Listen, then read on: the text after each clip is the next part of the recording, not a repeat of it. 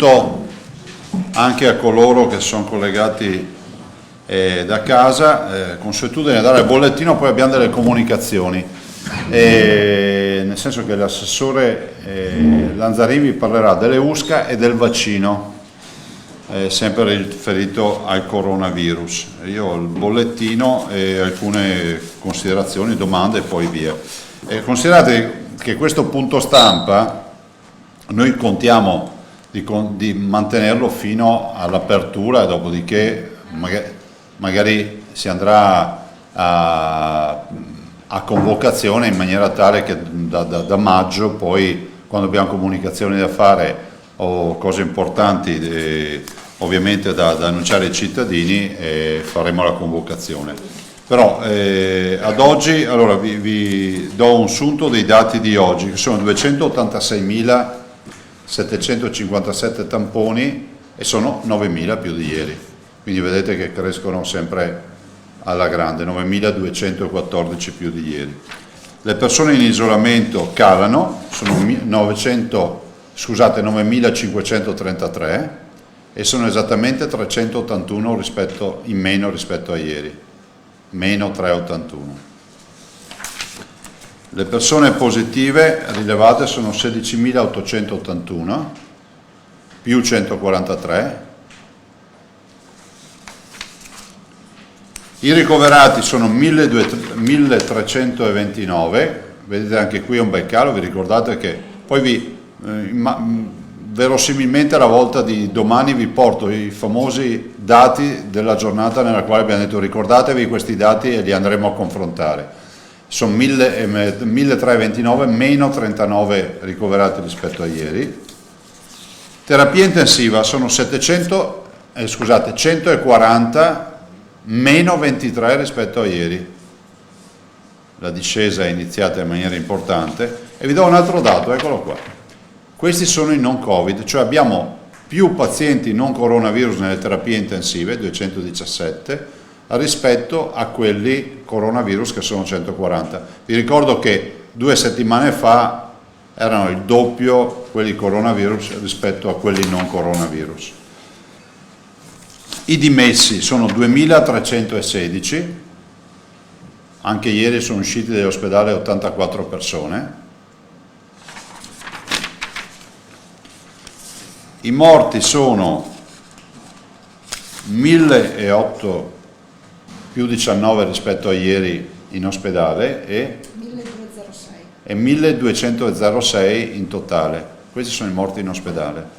Ripeto, perché poi abbiamo sempre qualche premio Nobel che ci spiega come funziona il mondo. Abbiamo questo dato che ci hanno chiesto, secondo le direttive OMS, di rilevare questo dato, i morti in ospedale. Non stiamo occultando morti, ogni volta ci sono nel bollettino quelli generali, però il dato ufficiale che ci chiedono è questo. I nati sono 77. E 2 ringraziamenti e poi vi dico 2 considerazioni. Rispetto alle donazioni siamo a quasi 36.000 donatori. Questa mattina peraltro è venuto a ritirare l'uovo il signor Sempsi, che si è aggiudicato l'uovo a 30.000 euro. E adesso provvederemo anche alla donazione a fini caritatevoli, come abbiamo deciso per quell'uovo nella giornata di Pasqua. E il raccolto ad oggi sono 55.340.000 euro. 55.340.000 euro.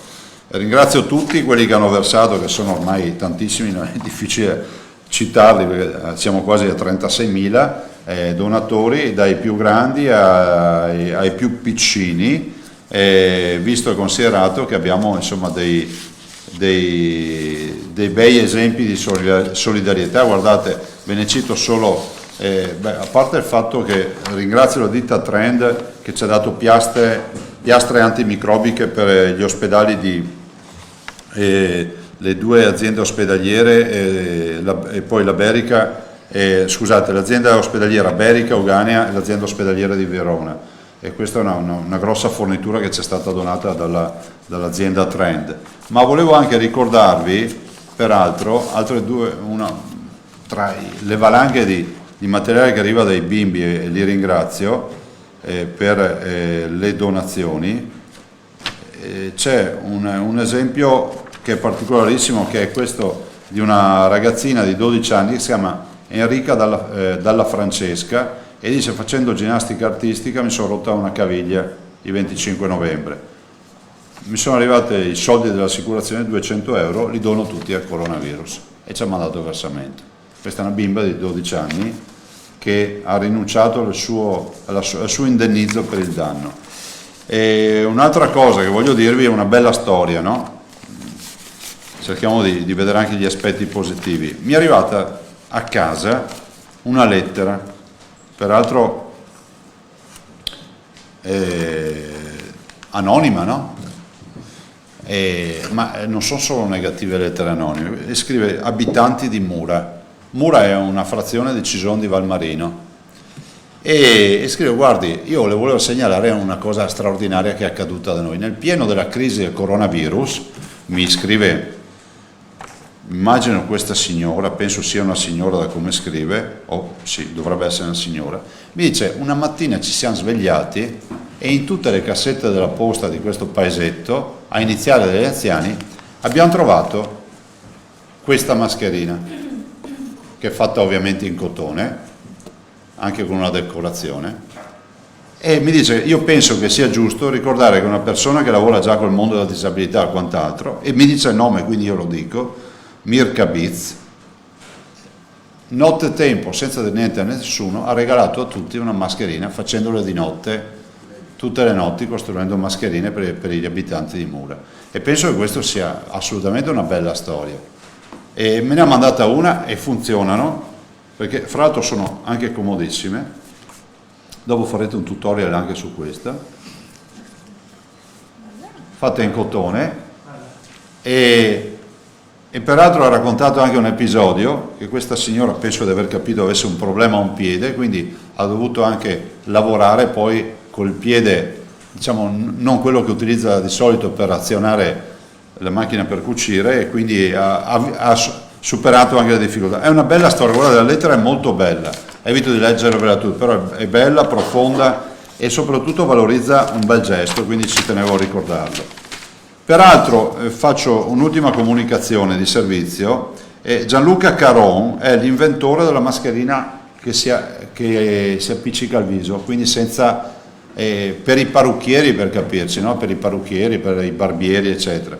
E siccome io ho citato questo esempio di mascherina, giustamente ho detto: se potete ricordare che l'ho inventata io, che non vorrei che qualcuno pensasse che fosse farina nel sacco di qualcun altro. Basta, Gianluca Caron, questo signore che è ovviamente del mondo degli acconciatori, che ha inventato questa mascherina adesiva, quindi evita problemi durante le sedute dal parrucchiere, dal barbiere, quello che è. Stiamo tendendo, oggi noi alle 3 abbiamo, ieri sera c'è stata una cabina di regia con il governo, questa mattina ho sentito il presidente Bonaccini, che è il nostro rappresentante.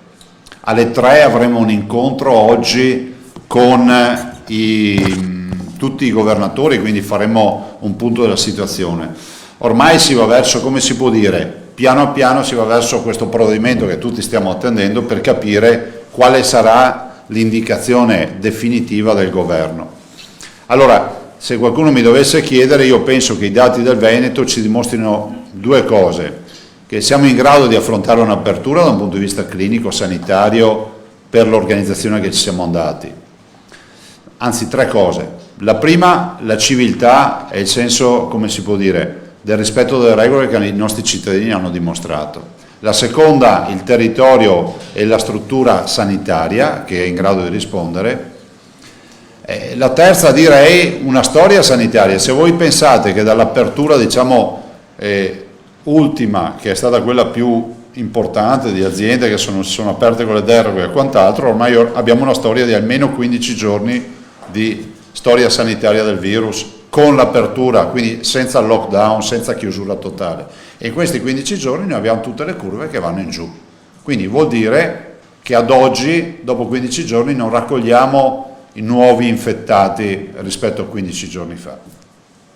Questo non vuol dire che il virus non ci sia, questo non vuol dire che si debba abbassare la guardia, che la si debba prendere sotto gamba tutta questa vicenda, ma diciamo che con gli accorgimenti, e non mi stancherò mai di dirlo, della mascherina ad esempio, ci si mette tranquillamente in sicurezza. Punto, mi fermo qui.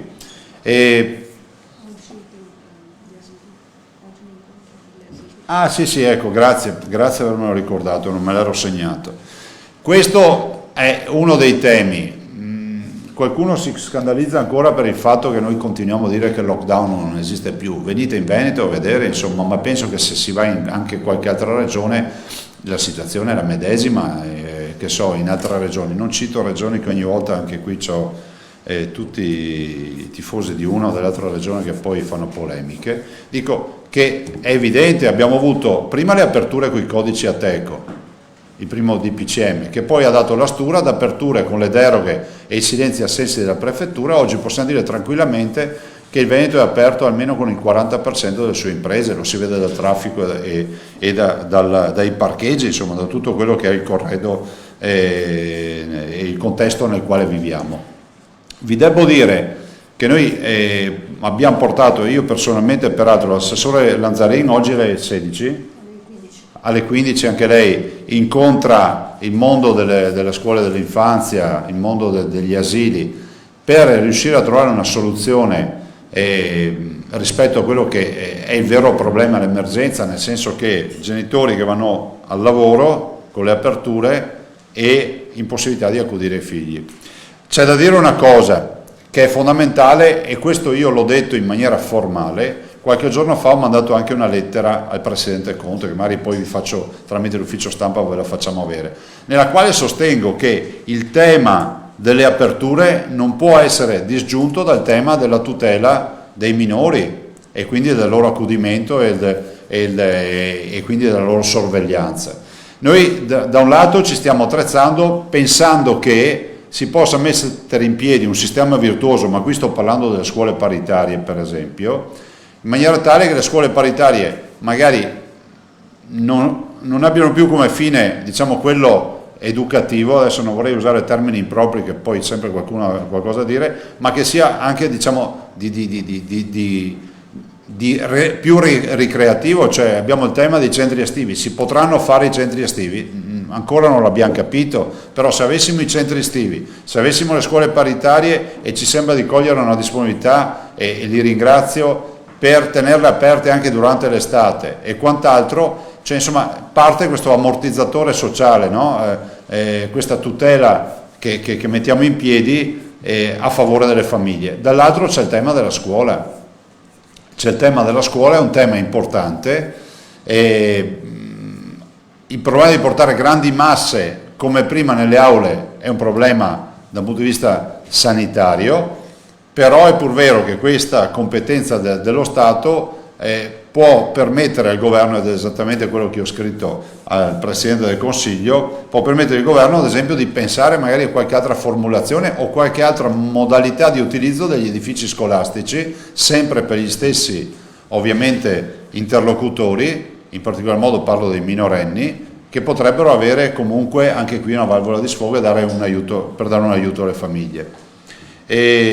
Ho scritto questa lettera forse 2 o 3 giorni fa, adesso non ricordo la data, mi ero dimenticato di dirvelo, giustamente l'assessore me l'ha ricordato. Domande? Io oggi ruberei il primo giro ai colleghi, rompendo la tradizione, perché ho le agenzie di stampa che sono oggi numerose. Si dice che le elezioni regionali siano state spostate all'autunno per motivi di salute pubblica opposti dal Ministero e dal Ministro della Sanità. Lei cosa ne pensa? Se è così? Guardi, all'ANSA dico questo, dico che noi, alla luce anche delle dichiarazioni fatte dall'Organizzazione Mondiale della Sanità e del fatto che ci sarà quasi certamente un ritorno del contagio, speriamo in maniera lieve, speriamo in maniera assolutamente contenuta e controllabile, alla volta dell'autunno, diciamo che andare a fare elezioni in autunno, o meglio programmare elezioni nella fase autunnale, significa non farle, o il grande rischio di non farle più. Siamo davanti per la prima volta a una proroga di 6 mesi, perché di fatto sono 6 mesi, perché le regioni e le amministrazioni comunali scadono il 30 maggio, cioè fine maggio, il 31 maggio scusate, e quindi sono giugno, luglio, agosto, settembre, ottobre, novembre, sono 6 mesi di proroga, 5-6 mesi di proroga garantite. Se a quel punto non vai più a votare perché c'è il tema sanitario, se la proroga diventerà di un anno. È la prima volta nella storia. La stessa Corea, che ha avuto coronavirus in maniera violenta, ha votato il 15 aprile. Me lo chiedete, io non ho mai parlato di questi temi, visto che mi viene chiesto. Noi come governatori abbiamo espresso un parere positivo sulla finestra di luglio, che ci sembra quella più assettica e sicura. Abbiamo dei due scienziati che ci dicono che col caldo comunque c'è un'attenuazione che è evidente, tanto per cominciare. Poi io mi chiedo, se esiste un parere del Ministero della Sanità, siccome si dice che il Ministero della Sanità ha portato in Consiglio dei Ministri un parere negativo a farle a luglio, mi chiedo se questo parere è compatibile con le aperture che il governo vuole fare. Cioè, voi lo sapete meglio di me che se c'è un'attività che rispetta il droplet è il seggio elettorale, perché tu non puoi andare a sbirciare o creare ammassamenti, non lo puoi fare per un fatto di ordine pubblico e per un fatto di riservatezza. Tutti noi entriamo scaglionati nel seggio elettorale, da sempre, a prescindere dal coronavirus. Peraltro noi avevamo chiesto anche, e chiediamo la convocazione anche del lunedì, che ci sia modo di votare anche il lunedì, e quindi con una diluizione. Pensiamo che a metà luglio, come era previsto, e come vogliamo che si preveda, perché non è chiusa qui per noi la partita, sia difficile spiegare ai cittadini che non si va a votare dopo aver aperto il 4 maggio. Quindi mi chiedo che parere è questo della sanità, che dice che il seggio elettorale non va bene e l'azienda di con 1000 dipendenti dentro non si può aprire. Allora, siccome l'azienda con 1000 dipendenti non è un pericolo, si può mettere in sicurezza ed è giusto che apra, mi chiedo per quale motivo ci si ostina a voler evitare che si facciano le elezioni. Guardate che io parlo contro i miei interessi, ma penso che sia più corretto davanti ai cittadini avere la possibilità di dire che sto pagando lo stipendio a una persona eletta e non a una persona prorogata. Punto, la vedo così. Noi governatori comunque continuiamo a lavorare, visto che c'è una fase di approvazione parlamentare del decreto, e ci appelliamo anche al Presidente Mattarella. Capiamo che in questa fase non ha come si può dire, competenza nella fase parlamentare, ma di certo è garante della Costituzione, e penso che non andare a votare non sia una grande garanzia.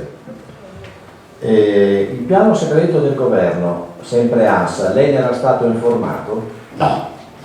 Cioè, guardate, io l'ho letto anch'io sui giornali e c'è da tirare gli occhi, anzi ho tirato gli occhi quando ho letto che c'era un piano segreto determinato del genere.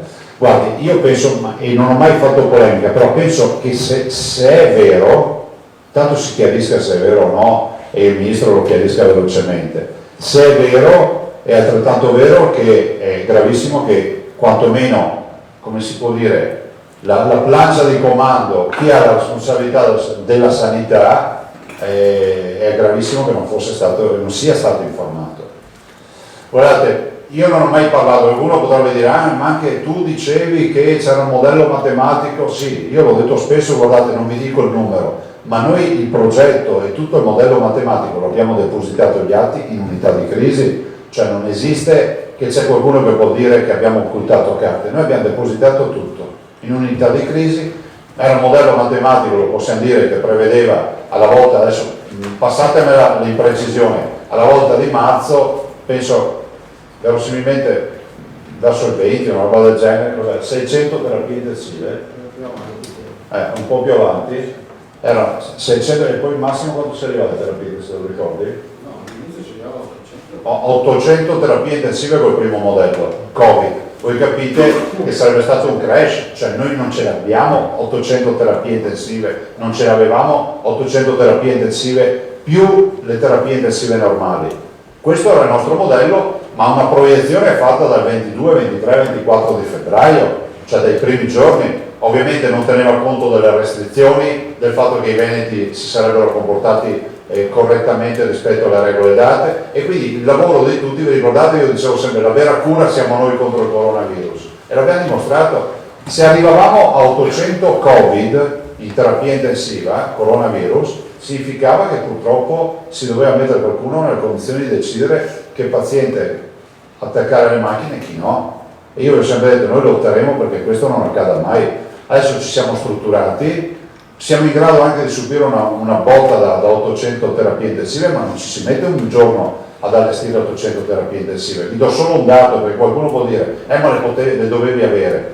L'azienda ospedaliera di Padova, tutte, Camici, quelli, ne utilizzava 950 al mese. Oggi l'azienda ospedaliera di Padova ne utilizza 4500 al giorno. Capite? La programmazione è stata tutta sballata. Adesso noi abbiamo 6 mesi di magazzino con i TPI, con i dispositivi, con le mascherine. Abbiamo comprato 24 milioni e mezzo di mascherine. Abbiamo allestito terapie intensive, abbiamo magazzino con ventilatori per fare altre terapie intensive. Ovvio che dopo, oltre un certo limite, non riesce più ad andarsi perché mancheranno i medici, mancheranno le assistenze, ma insomma, se tu arrivi a migliaia di persone in terapia intensiva vuol dire che il Veneto o è a letto o è in ospedale, cioè sono numeri paurosi. Per cui dico che è fondamentale che il ministro chiarisca sta roba.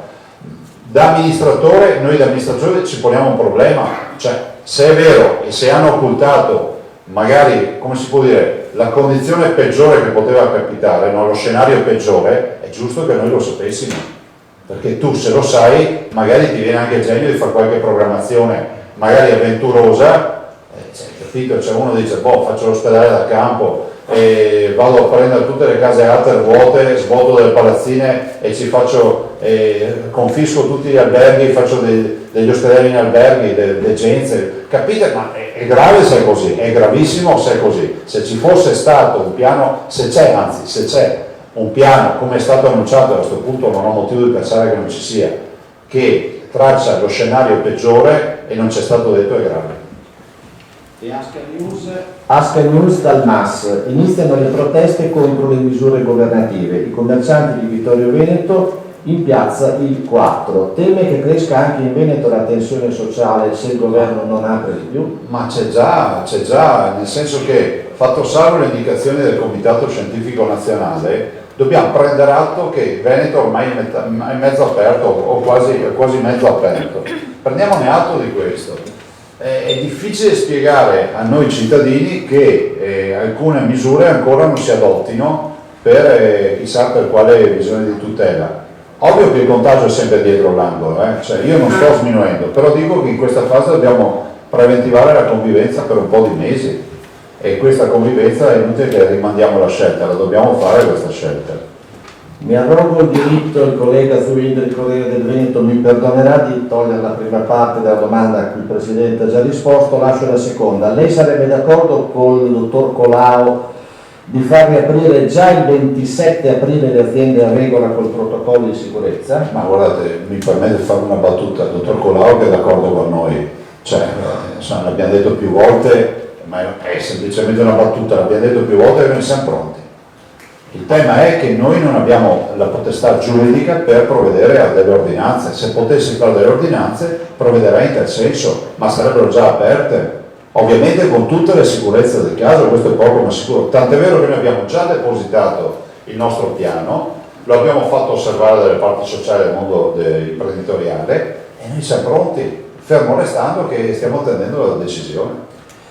Poi arrivo colleghi, finisco le ultime domande. Cristina Giacomuzzo, prima domanda, ma questo parlerà dopo l'assessore, comunque la pongo sul tavolo lo stesso. Pensa di rendere obbligatorio il vaccino per l'influenza? La seconda domanda è... No, obbligatorietà no, però abbiamo fatto, dopo lo spiegherà l'assessore, una campagna massiccia, sì, come al solito. Secondo, renderà obbligatorio, ammesso che si trovi quello per il Covid? Guardate, non c'è neanche il vaccino, va bene che dobbiamo comprarsi l'ombrello quando c'è il sole, si paga di meno e poi ti servirà perché verrà sicuramente la pioggia, ma oggettivamente no. Cerchiamo anche di capire che vaccino è, dopodiché c'è anche una scelta individuale, personale, adesso non mi spingerei così avanti. E ultima domanda, la videoconferenza di ieri con governo, cabina di regia e regioni, ci sono novità importanti? No, al momento no, è stata interlocutoria, hanno raccolto un po' di istanze, oggi noi elaboriamo probabilmente anche un documento, una proposta per le aperture, dopodiché si vedrà cosa proporranno. La collega Prigioni dell'ultima, perché la collega invece Pederiva ha domande per l'assessore Lanzarin.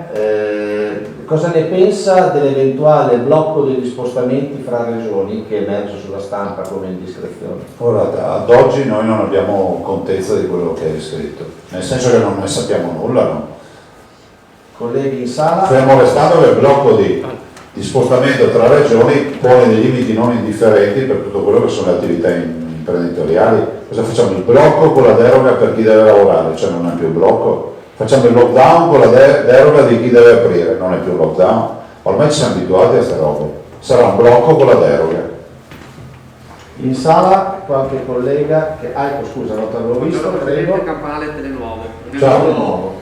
Abbiamo visto i numeri, Presidente, in totale 1206 morti, abbiamo parlato anche di una vostra proiezione all'inizio di questa emergenza. Vi siete fatti un'idea di quante vite sono state salvate con l'intervento proprio che ha fatto la Regione Veneto durante questi mesi di emergenza? Ma guardate, questo è un dato impossibile oggi da calcolare. Considerate solo che abbiamo curato la salute direttamente negli ospedali per almeno 3.600 veneti, che mi permetto di dire, a prescindere dalle loro condizioni fisiche, se sono dovuti, se si sono recati in ospedale e si sono dovuti sottoporre a delle cure ospedaliere, vuol dire che non stavano molto bene, e quindi sono entrati nelle terapie semi-intensive e intensive e nelle malattie infettive, 3 settori strategici dove o lavori bene o il paziente perde la vita.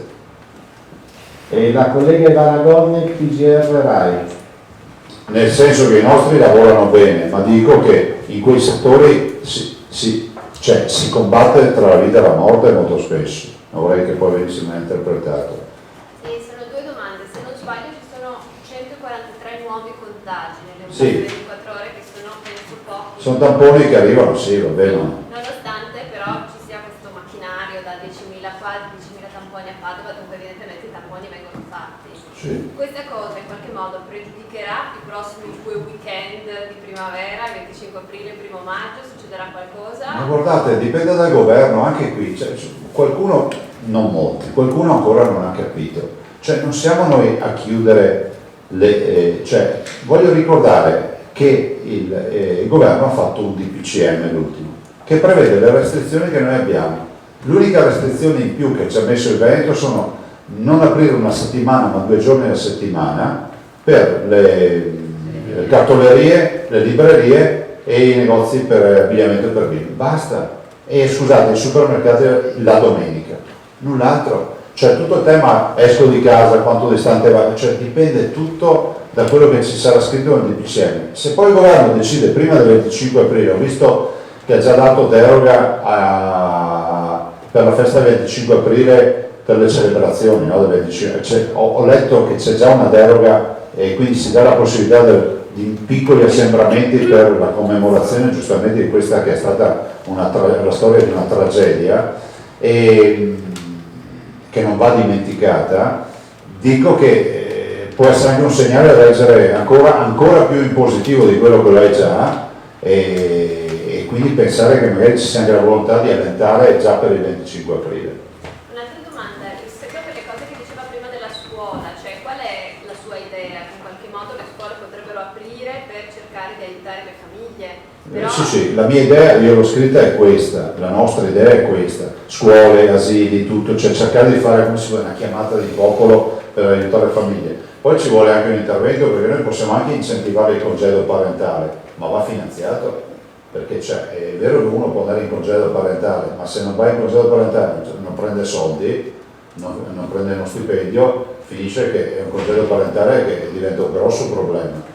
Guardate, qui ci vuole, ho visto che il governo sta pensando a delle cifre anche importanti rispetto alla sanità. Io sarei proprio dell'opinione di dire che è fondamentale che ci sia un investimento importante a favore della famiglia e questa è l'occasione per ripartire con questo ragionamento in questo paese. Però posso chiedere una cosa, non sarebbe un po' un controsenso dire apriamo le scuole finché i bambini trovino un posto dove andare mentre i genitori lavorano, quando invece le scuole di fatto sono state, Sì. ormai l'anno scolastico è stato chiuso? Sì, è un controsenso in effetti, ma non lo è dal punto di vista sanitario, perché se la scuola non viene più intesa come banchi e ambienti confinati, ma viene vista come una struttura più aperta, dove anche gli spazi esterni vengono vissuti dai ragazzi con delle attività, si capisce che il tempo ovviamente ci aiuta per adesso. Potrebbe essere, oppure si potrebbero anche scaglionare rispetto a chi, non so, ragionare per fasce di ISEE, di chi non ha la possibilità di tenersi il minore a casa, insomma ci possono fare tanti ragionamenti. Io non mi addentro oltre, perché poi c'è sempre chi dice ma stiamo parlando di un settore sacro. Assolutamente sì, la sacralità della scuola, però penso che ci siano delle famiglie, che magari sono poche, che riescono a gestirsi i minori col babysitter, con la colf, con tutto quello che serve. Con la tata e quello che è, ma poi ci sia anche la stragrande maggioranza delle famiglie che non hanno modo di gestirli, magari non hanno i nonni, qualcuno dice che i nonni poi rischiano di essere infettati di bimbi. C'è tutta una dinamica in questa fase che ci porta a dire che se abbiamo delle strutture aperte che possono fare da polmone, da valvola di sfogo, anche questo aiuterebbe, però a partire dal presupposto del finanziamento. Presidente, posso? Preghiamo Emiliano, e poi Albino Salmaso si può preparare. Volevo solo un chiarimento, appunto, quindi ho capito bene, le strutture scolastiche aperte in concomitanza con magari le parrocchie, insomma i centri estivi, o solo loro? Qual è la proposta? No. Tutte aperte quindi? Guardate, tutto quello che si può aprire per aiutare le famiglie anche d'estate bisogna aprirlo, dopodiché capisco che ci possono essere dei limiti di sicurezza, di sorveglianza e quant'altro, ma ne abbiamo risolto i problemi molto più grossi in questi 2 mesi e quindi penso che siano affrontabili queste idee. Ma noi effettivamente, non ho capito, mi perdoni, abbiamo la certezza assoluta che i bimbi quindi siano immuni, insomma, dal contagio? Di assoluto non c'è nulla. Perché ricordo bene, ad esempio, uno dei primi focolai a Limena fu proprio una bimba in un'istituzione, certo, in una scuola, quindi ho un po' sempre questo dubbio. Guardate, ci sono molti interrogativi ai quali dobbiamo rispondere. Le donne si infettano di meno dei maschi, primo tema. Lì c'è uno studio peraltro del professor Pagano che è correlato a un farmaco che lavora sull'enzima, che è lo stesso enzima che fa da vettore per il coronavirus, e il farmaco è quello contro il tumore alla prostata. Quindi l'inibizione di questo enzima in teoria dovrebbe bloccare il coronavirus e il tumore alla prostata. Se è così, per la proprietà transitiva non serve avere il tumore alla prostata per utilizzare il farmaco e l'utilizzo. No. Vabbè, stanno facendo, quindi il tema è donne, uomini, bimbi. Poi c'è un grande tema che è quello, diciamolo fino in fondo, perché si leggono un sacco di cose che è giusto chiarire. Il test sierologico, cioè il prelievo del sangue, ricerca gli anticorpi neutralizzanti, ma noi dobbiamo ancora capire quanto la risposta anticorpale resisterà e dopo quanto tempo uno, se casomai accadrà, potrà anche reinfettarsi. Quindi dobbiamo capire anche quanto durerà questa. Dura una vita o dura un mese? Lo dico per tutti quelli che semplificano, io fermo il prelievo del sangue e tutto a posto. Purtroppo non è così, io ho l'obbligo di dire queste robe. Lo dico anche alle tante imprese che mi dicono ma ho un laboratorio privato che mi propone il test sierologico. Bene, una scelta, farlo. Però oggi il mondo della scienza sta cercando di capire, ad esempio, ve l'ho detto il professor Crisanti, quanto dureranno questi anticorpi e se dureranno. E poi ci sono altri temi, i bimbi sembra che non si infettino, perché l'esperienza di Vo ci dice che l'infezione in nucleo familiare con infetti non c'è stata nei bimbi. Guardate, è molto strano questo virus, molto strano. Veloce a venire, avete visto veloce andare via e speriamo che non sia veloce a tornare. Albino Salmaso, il mattino di Padova. Grazie Presidente. Mi pare che il tema del giorno sia appunto quello dell'eventuale apertura delle scuole come centri sociali, cioè qui vorrei capire bene, lei prima parlava delle scuole paritarie che in Veneto sono estremamente diffuse, però coprono la fascia dell'infanzia appunto. Si può allargare perché parlando sempre di immunità pare che i bambini fino a 10 anni abbiano appunto una soglia di resistenza al virus molto più alta rispetto a quella degli adulti, quindi lei aspetta che il Presidente Conte prenda in esame la lettera che ha scritto con delle proposte operative o comunque farà da solo? No, da solo non possiamo fare, possiamo ragionare, lo sta facendo l'assessore Lanzarin con le scuole sui 06, quindi in particolar modo le scuole paritarie, perché le ho citate, perché accudiscono, o meglio, seguono, ospitano 90.000 bimbi in Veneto. Ma il Veneto è un caso unico in questo senso. Dall'altro sulla scuola pubblica e la scuola dell'obbligo noi non abbiamo la competenza, cioè è il governo che deve intervenire. Io lo porto come contributo di idee, no? Se è vero che gli asili stanno ragionando ad essere, come si può dire, una valvola di sfogo per le famiglie, anche durante l'estate ci dicono vorrebbero affrontare mettere a contributo questa disponibilità, dall'altro penso che sugli edifici scolastici ce li abbiamo, si potrebbe fare anche un altro ragionamento, fermo restando che le famiglie vanno sostenute anche economicamente di tutta questa partita, questo è poco, ma alcune vivono un'autentica tragedia e questo è poco ma sicuro. Ecco, poi se posso, un'altra domanda è legata appunto alle mascherine. Lei pensa di fare una distribuzione ancora gratuita di mascherine, visto che sono obbligatorie? Il governo, mi pare che un sottosegretario Variati abbia detto che vanno regalate a tutti i cittadini, però mi pare che le forniture per il momento non sentano. Ma guardate, noi abbiamo fatto distribuzione di 10 milioni di mascherine che sono diventate più famose non per il fatto sociale e non per il rispetto da parte di chi le ha donate, di chi le ha distribuite, penso a tutti i volontari, la protezione civile, gli alpini, tutti quelli che hanno lavorato. E se ci sarà la possibilità, certo che continueranno a distribuire. Vedo, ieri ho fatto anche delle indagini e comunque le mascherine adesso stanno arrivando e se arrivano sempre di più, insomma, si troveranno sempre più a prezzi accessibili, le troveremo dappertutto e si dovrebbe andare a regime. E l'ultima cosa, quella elettorale, il collega... Sì, noi comunque, giustamente in votazione dice, noi continuiamo a distribuire. Certo, sì, grazie. No, i colleghi dell'ANSA hanno fatto delle domande a cui lei ha dato risposte molto precise. Le volevo chiedere una cosa. Nel decreto però pubblicato l'altro giorno dal Consiglio dei Ministri, si consente alle regioni di eventualmente votare in via autonoma già dal 7 luglio. Ecco, lei e gli altri dal 7 luglio. No. Sì? No, ho sbagliato, dal 7 settembre. 7 settembre, si scusi. Ecco, lei ha preso in considerazione questa ipotesi oppure a questo punto si rimette a questa ipotesi di election day? Guardate, io la vedo così, la vedo in maniera molto civile, nel senso che il governo nel decreto che ci ha fatto osservare prevedeva una finestra dedicata alle regioni e una finestra dedicata alle autonomie locali, quindi ai comuni.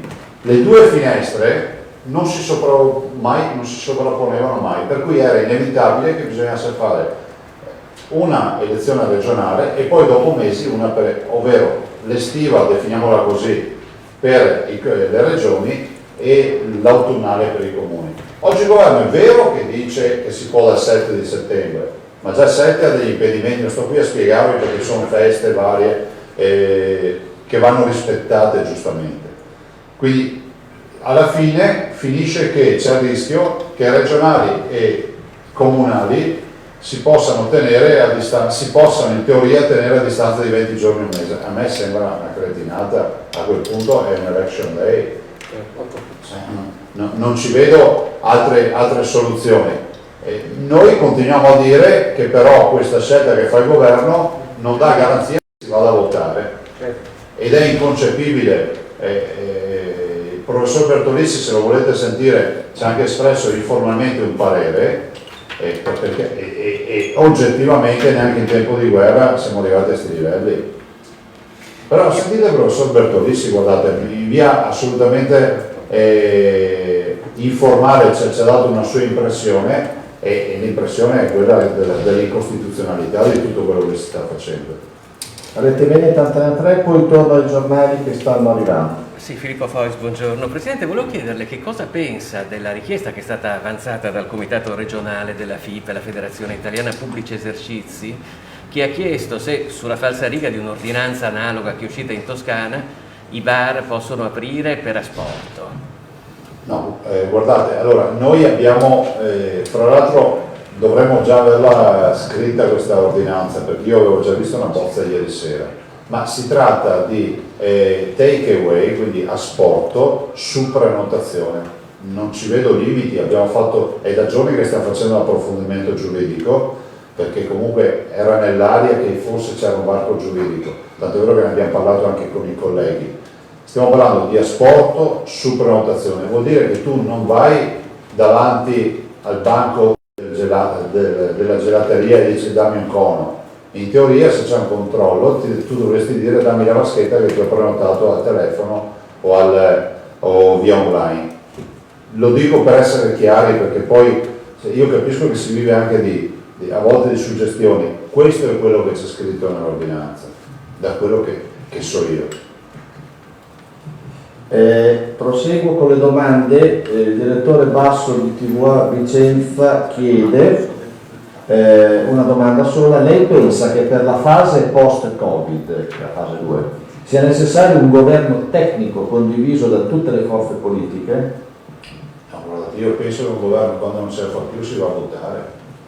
Cioè, in questo paese sta passando troppo l'idea che le elezioni siano un di cui. Le elezioni sono il fatto centrale, cioè ridiamo in mano ai cittadini la possibilità di scegliere i propri amministratori, i propri rappresentanti. Io personalmente non condivido l'idea di un governo tecnico. Nico Russi Moro, 3 domande. E adesso che stanno uscendo molti pazienti dall'ospedale, è partito il progetto convalescenza in albergo? È partita, noi abbiamo gli ospedali comunitari che stiamo utilizzando, abbiamo firmato, stretto un accordo nel qualora ci servisse anche l'utilizzo degli hotel, però al momento non li stiamo utilizzando. Come spiegano i nostri... Abbiamo fatto un accordo con Federalberghi per questo. Come spiegano gli epidemiologi del nostro comitato tecnico scientifico il fatto che la curva del contagio scende ma i morti continuano ad aumentare? Ma guarda, faccio spiegare da Bottaccini. Bene. No, nel senso che non è correlata, perché i contagi sono un'istantanea.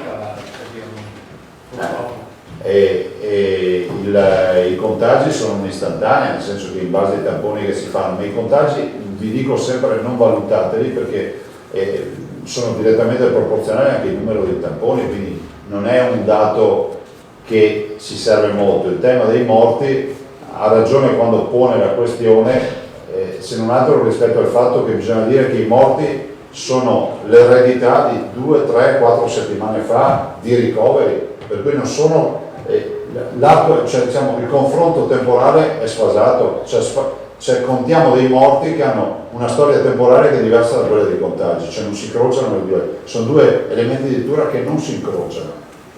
Ultima domanda, abbiamo notizie sull'esito della sperimentazione dei farmaci negli ospedali? No, guardate, noi abbiamo notizie, l'Avigan è arrivato, come sapete, venerdì scorso forse è arrivato, sì. È arrivato a Verona, è andato a Padova e al Sacco di Milano. Ovviamente il fatto che noi abbiamo questa organizzazione territoriale incentiva di più anche questa sperimentazione, perché Avigan in teoria dovrebbe essere somministrato, da quel che si capisce, nelle prime fasi, e quindi il tema della somministrazione nella fase precoce lo gestisci soprattutto quando hai organizzazione della sanità territoriale in maniera solida come questa. Gli altri farmaci, c'è la sperimentazione per il farmaco, dicevo prima, contro il cancro alla prostata, che stanno avanti, 130 pazienti verificati, abbiamo quello per l'artrite reumatoide che si somministra già in cocktail con altri farmaci. Abbiamo l'antimalarico dove si fa anche la somministrazione a domicilio e entra sempre nel cocktail. Abbiamo maturato esperienza per cui la polmonite interstiziale non è più il problema, o meglio è il problema, ma i clinici ci dicono che le trombosi nei polmoni sono il vero guaio, e quindi anche il tema di anticoagulanti, le terapie anche qui. Insomma, i cocktail di farmaci sembrano al momento la soluzione migliore in attesa di un vaccino, semmai arriverà. L'ultima non è una domanda, ma è quanto risposto dalla segreteria del Ministro dell'Istruzione a una mamma bassanese che chiedeva di riaprire le scuole. Ce la segnala Emanuele Borsato di TVA. Avrebbe risposto alla segreteria del Ministro: aprire o chiudere le scuole non compete al Ministero, ma prefetti, governatori e sindaci si rivolga a Zaia. Allora, guardi, non serve neanche aver... Azzalina ammette di potenza. Scusate, non serve neanche aver studiato nulla per rispondere, perché quando un ministro o la sua segreteria, perché parla a nome del ministro, dice questo, è già una contraddizione in termini, perché dice che compete al prefetto, il prefetto è il rappresentante del governo, cioè quindi è un cane che si mangia la cruda. Cioè, nel momento in cui scrive compete al prefetto si auto smentisce mentre lo sta scrivendo. È come se io dicessi non compete a me aprire una scuola, compete al mio assessore all'istruzione. Ma se sono io che do la delega all'assessore all'istruzione, tanto è vero che i profeti li nomina il governo, non li nominiamo noi. Infatti è il rappresentante del governo. Un collega che con la mascherina non riesco a incontrare. Andrea Berton, QDP News, volevo chiederle Presidente, questa doveva essere la prima stagione per l'Alta Marca Trevigiana, per il territorio riconosciuto patrimonio dell'UNESCO, di partire appunto con la stagione turistica. È previsto uno specifico piano della Regione Veneto per il turismo enogastronomico o collinare? Ieri ha parlato di quello ovviamente. Ma guardate, in generale è previsto, nel senso che l'industria turistica sta soffrendo. Ben venga questa domanda, è la prima industria in Veneto, 18 miliardi di fatturato, 70 milioni di presenze e siamo i primi in Italia. Quindi la più grande macchina turistica in Italia è quella del Veneto. Migliaia di occupati, la sofferenza è grave, la situazione è grave e noi speriamo che si possa recuperare quantomeno quota parte della stagione estiva. Sento molti operatori che mi dicono già se potessimo pensare di fare il pieno luglio e agosto, io penso che dobbiamo sperare e assolutamente lavorare perché questo accada. Ho parlato con l'assessore Quaner anche ieri sera e stiamo predisponendo anche una campagna di promozione rispetto anche a quei paesi che sono nostri, come si può dire, ormai familiari, cioè i tedeschi che vengono qua vengono da una vita, per cui sono non ospiti graditi di più e molti altri cittadini che insomma conoscono le nostre località. Penso che sia fondamentale. Per quanto riguarda l'enogastronomico e il patrimonio dell'umanità, come nel caso del Prosecco, ovviamente si va anche lì a promuovere. Lì vi ricordo che c'è poi l'associazione che è stata fondata e quindi ovviamente l'associazione ha anche dei finanziamenti e vedremo di capire cosa deciderà di fare. Certo che c'è stata una battuta d'arresto, cioè, diciamo, la rincorsa era buona, ma alla fine ci hanno detto che la gara era stata rinviata. Grazie. Se non c'è io devo l'ultima. Poi passiamo la parola. Sì, volevo chiederle solamente se lei teme quello che potrebbe capitare il 4 maggio, nel senso che si vede, c'è gente che è a casa dalla fine di febbraio, che sta contando i giorni per questa scadenza, se ci sia il pericolo di un appunto di un rilassamento generale da questo punto di vista. Guardate, cioè... E un'altra cosa volevo chiederle, ma forse c'entra più col modello matematico di Bottacine, perché comunque i positivi continuano a crescere, seppure in maniera molto minore, e si tratta di gente che ha contratto il coronavirus in una situazione di lockdown totale 2 settimane fa. Da questo punto di vista è stato ravvisato dove l'abbiano preso, insomma se ci siano appunto delle cose particolarmente pericolose. Guardate che molti positivi vengono fuori dalle campagne di tamponi che abbiamo fatto e stiamo facendo nell'RSA tra gli operatori. Non sono onestamente dati che ci vengono fuori dalla popolazione, come si può dire, in lockdown, cioè o sono tamponi di contatti di un positivo, che so, un familiare che si ammala fa i tamponi agli altri familiari, trovi delle positività, ma in gran parte in questa fase, ve lo posso certificare, stiamo parlando di RSA, quindi case di riposo e altre. Considerate che noi stiamo tamponando in questa fase ancora i servizi delle cure primarie delle ASL in alcuni casi e si è iniziato a tamponare i farmacisti. Capite che sono sempre categorie esposte, per cui voi vedetela così, non è una coda di popolazione indistinta, no? Normale, stiamo parlando di focus, in alcuni casi purtroppo di focolai, quelli delle case di riposo. Posso solo una piccola considerazione al volo proprio? Poi chiudiamo ragazzi, grazie. C'erano parecchi argomenti. Volevo solo capire, è impeccabile l'impegno della sanità del Veneto, è ormai davanti a tutti, addirittura oggi arriva da Schiavonia, insomma è stato eseguito un impianto di pacemaker in un paziente con polmonite da Covid, cioè da coronavirus. Però volevo capire, c'è un altro settore, un altro mondo, e cioè la protezione civile, sembra un po' ruffiana come domanda proprio oggi qui ospiti. Se è possibile tirare un po' insomma le somme, anche se presto, cosa è mancato o tutto effettivamente ha funzionato, si può sempre fare di più? Vi siete anche un po' confrontati su questo? 60.000 prestazioni finora sono state elargite alla popolazione. Sì, magari dopo lascio l'assessore Bottaccini e ne parla lui, trovo più corretto questo. Grazie Presidente. Va bene, grazie. Buon lavoro ragazzi. Allora, l'assessore Lanzani vi deve parlare delle USC e dei vaccini come promesso dal Presidente, ma è rimasta, come si dice, pending la domanda della collega Pederiva, così chiudiamo l'argomento se vuole. Chiedeva all'assessore Lanzarin, la collega Pederiva del Gazzettino, pensate che, visto che oggi ne parlate con la FISM, possa essere accolto il loro progetto per centri estivi in sicurezza per la fascia 0-6? Ah, ma noi sì, noi l'abbiamo detto noi per voi. Ah, poi voglio dire ai colleghi che naturalmente, come detto dal Presidente, vi daremo la lettera. Sì, la lettera di mandata. faccio avere. Grazie. Considerate che deve essere 2 o 3 giorni fa, adesso non ricordo la data, ma c'è, insomma, è ufficiale. Grazie. Grazie. Prego, Assessore. Arrivederci. Buon lavoro. Salute, grazie.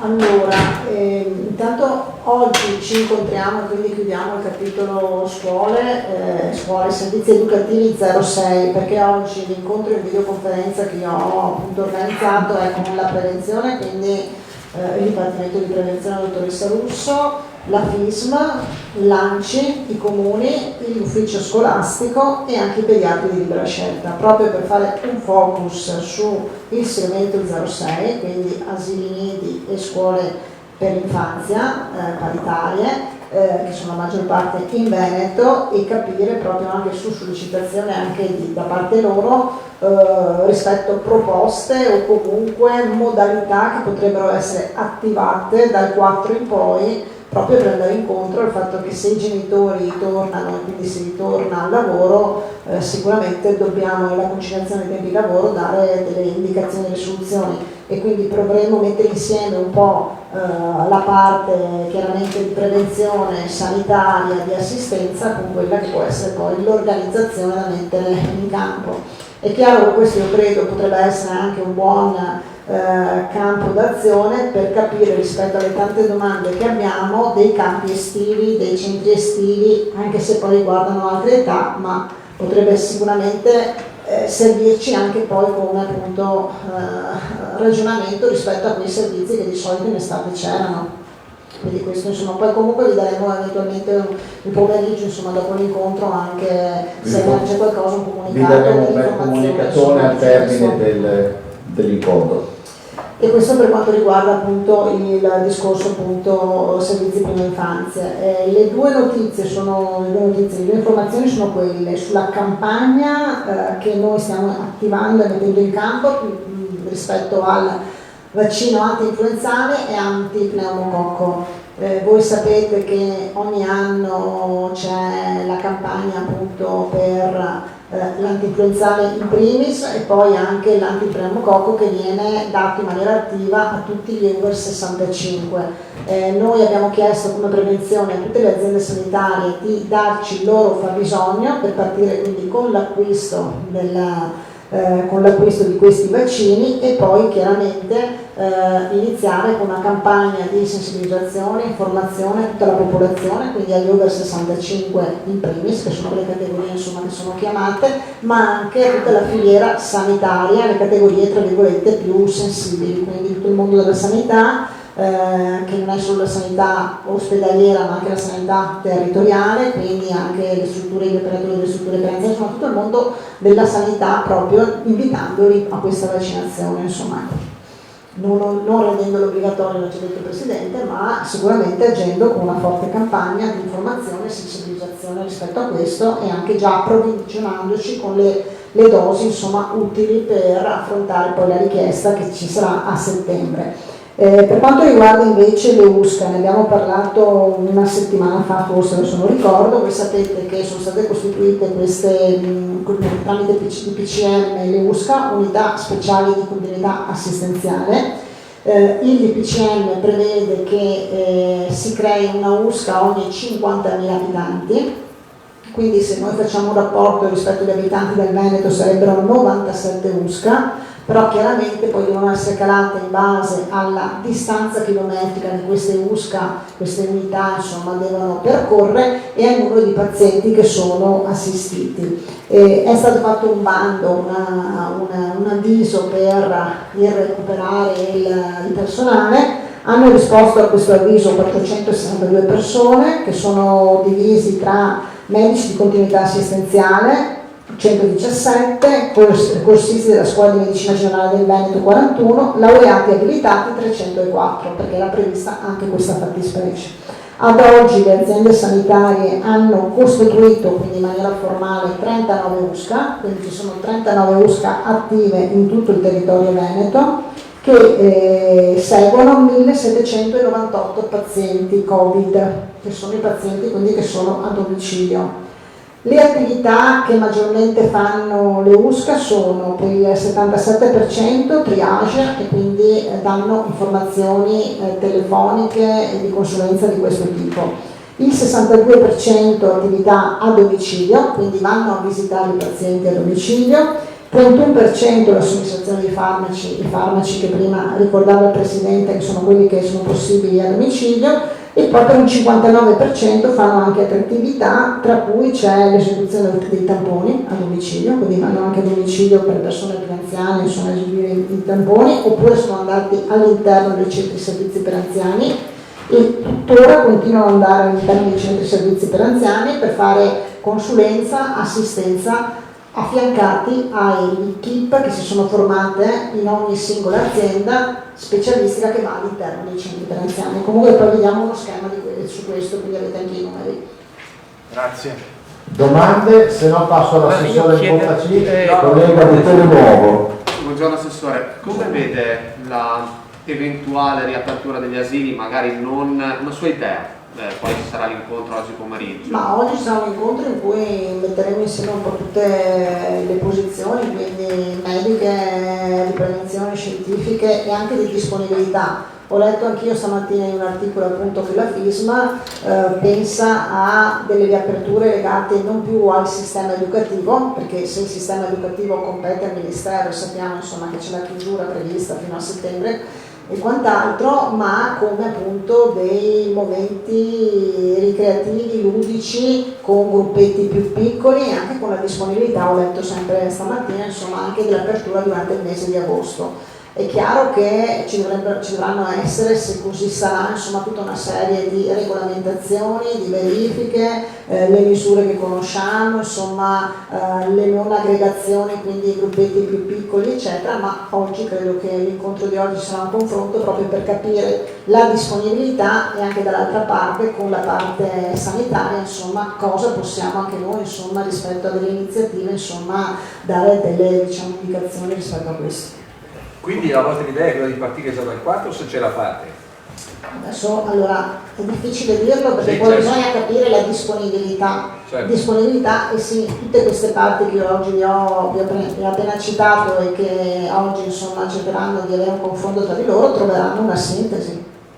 E ha qualche numero? Cioè, perché so che ovviamente date dei contributi alle scuole paritarie, No, cioè, noi, allora, numero di utenza di bambini teorici interessati al di là. Questo ve li possiamo dare, adesso non me li ricordo a memoria, ma ve li possiamo dare. Questo è l'attività per l'incontro di oggi, l'attività per pensare alla ripresa. Sì. Nel frattempo voi sapete che comunque le attività che sono in itinere anche al Consiglio regionale, che domani è riconvocato con la variazione di bilancio, abbiamo cercato di incrementare tutti gli stanziamenti rispetto alle scuole materne, al sistema 06, perché sappiamo che in questo tempo di chiusura, molte che hanno anche una gestione parrocchiale o comunque insomma con le difficoltà che ci sono vanno supportate. Quindi abbiamo incrementato i fondi proprio nella variazione di bilancio rispetto ai 31 milioni che sono nel bilancio regionale, abbiamo messo altri 5 milioni in più per appunto il segmento 06. Stiamo con l'assessore Donazzana anche cercando di trovare una soluzione, mi sembra che sia stata trovata rispetto alle IPA, stiamo parlando IPA pubbliche servizi per l'infanzia, in cui non essendo appunto inserite negli altri sistemi non possono accedere alla cassa integrazione, quindi pensando a uno strumento di ammortizzatore per questo segmento, perché oggi non potevano accedere a quelli che sono i filoni tradizionali. Stiamo ragionando un po' su interventi intanto di supporto alle strutture. L'incontro di oggi invece vuole andare un po' oltre, anche per capire se si riesce invece a far riaprire sotto altra veste, sotto altro modo, con tutte le cautele, le misure necessarie e imprescindibili, queste strutture che diventerebbero insomma importanti proprio nella conciliazione dei tempi di lavoro, anche in previsione della riapertura. Ecco, scusi se posso ancora, per quanto riguarda invece la campagna per i vaccini, una volta che avrete quantificato il fabbisogno teorico, cioè so che il Consiglio regionale, almeno ho partecipato ad altre videoconferenze, ci sono partite che invece chiedono alla Regione di avere, come dire, più coraggio coercitivo. Ecco, voi invece continuate sulla linea della vaccinazione volontaria. Ripeto, io penso che la paura sia tale che probabilmente... Ripeto, ci spieghi bene perché... l'ha detto anche il Presidente, sì, certo. Noi comunque abbiamo un sistema che oggi, anche con le ultime iniziative che abbiamo fatto, insomma, rispetto alla promozione e sensibilizzazione, insomma, ha dato degli ottimi risultati, per cui insomma questa è la linea che noi intendiamo portare avanti. È chiaro che faremo una promozione, una sensibilizzazione massiccia con i canali, anche i canali insomma, che sono previsti e quant'altro. Questa è la nostra linea.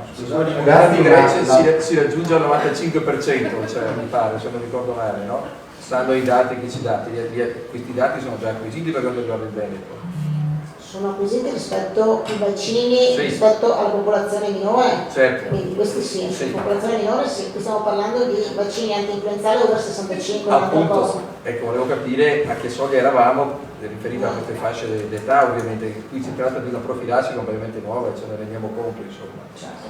Scusate ragazzi, ma l'assessore Bottacin, come sapete, deve andare a Schiavonia dove c'è la presentazione, quindi farei un cambio al volo. Assessore, se ho capito bene, i colleghi volevano qualche dato sull'attività svolta in questi 2 mesi della protezione civile a volo, prima anche sul modello matematico, sì, che è stato sì, il modello matematico. La curva dei morti non potrà mai ovviamente scendere, questo è un dato oggettivo, no? Non è che si può purtroppo tornare in vita.